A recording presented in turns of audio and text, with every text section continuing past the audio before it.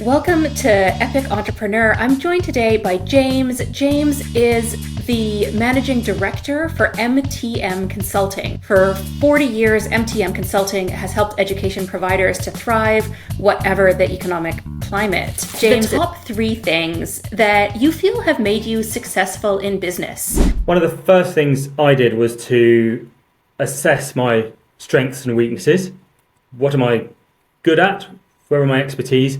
But actually, what am I not good at? And therefore, what's not a good use of my time? How do I manage my weaknesses? That was certainly one of the first things I did.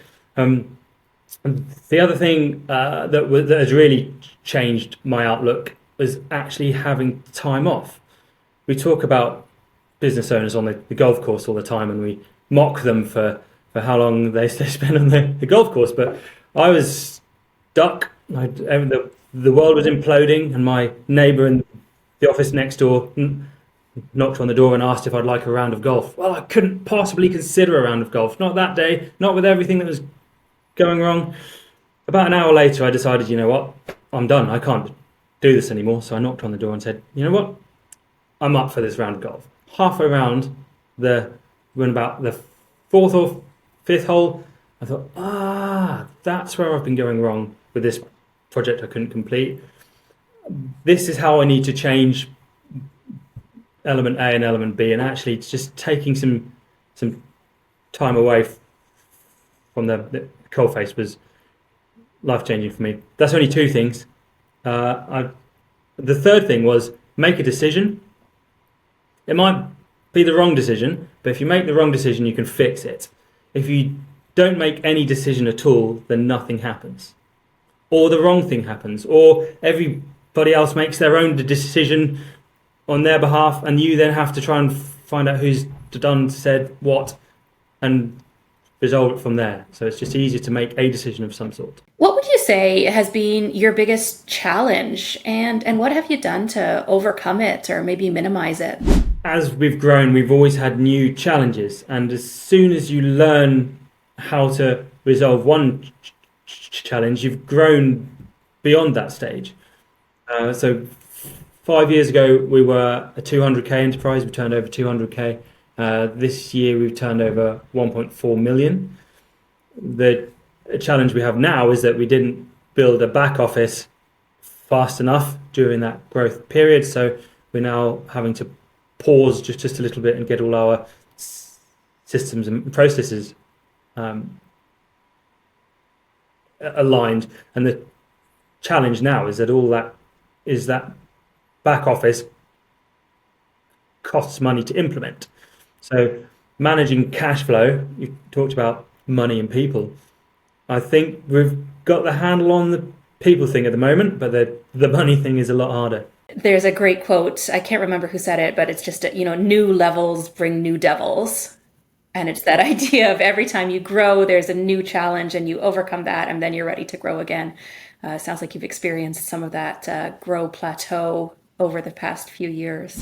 One of the advantages we have is that I have grown up through the business. So I have done every single job in the business, which means that in my mind, there is always the opportunity to go backwards.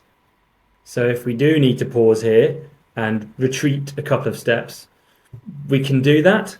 I'm young enough to start again. So if this all goes wrong, I'm only 40, so I can have another go. So I think I'm more open to risks than certainly the lady who previously owned the business was at a completely different life stage, and thus wasn't prepared to invest in, certainly not in growth, but more in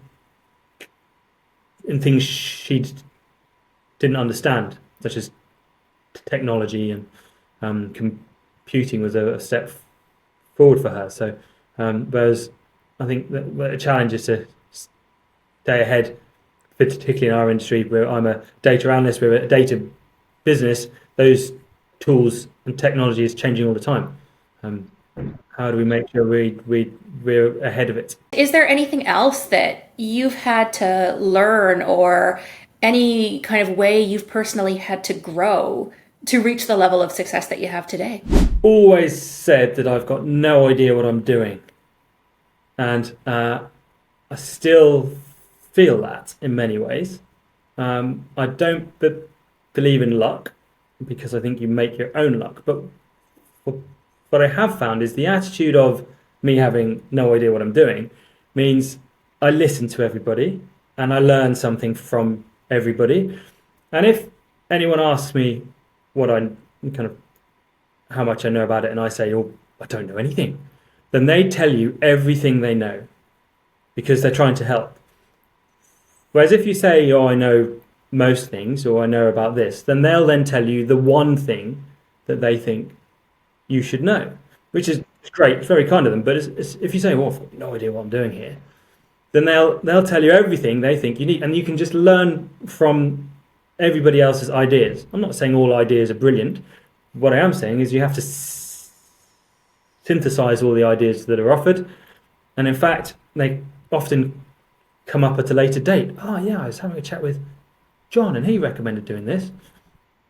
And that's actually why I've always had a coach and I've always had a mentor. One of the very first things I did when I was here on my own was to find a coach. Let's look at business coaching for a minute. You mentioned one of the first things you did was find a great coach. Why was that important to you, and what has it done for you and for the business? A large number of my clients are headmasters or head teachers of independent schools. I've often thought they've been an exceptional teacher who's worked their way up to being head of departments, to being a deputy head, essentially still teaching and learning. They then become a head teacher where their focus is on managing the business.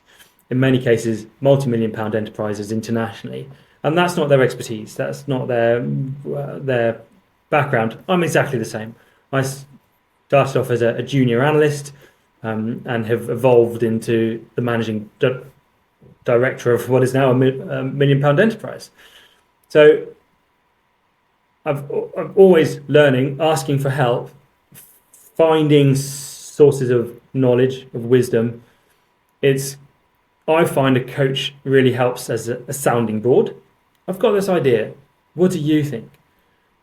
Where have you seen the pitfalls, but how have you seen that idea to be successful? A coach is working with hundreds of other individuals in the same, or who have been through the same sorts of challenges I have been through, and so they can just add some logic in many cases, as well as having ideas I would never have thought of, how to resolve issues. I think in many cases they're a counsellor. When you're having a bad day and you want to give it all up, then in my case, my action coach is Martin. He's a Scotsman, so he's very straight with me, no nonsense, and I need that. I need someone to say, hang on. But that also helps at home, because it means my wife hasn't got to put up with all the, I've had a terrible day, how do I deal with this? Because actually you've got someone else to discuss things with, and thus home life is much happier than it would otherwise be. And that's a wrap for today's epic conversation here on Epic Entrepreneurs. If you enjoyed this episode, hit that subscribe button, leave a review, share it, or hit that bell. But until next time, let's make sure you keep dreaming, take massive action, and stay epic.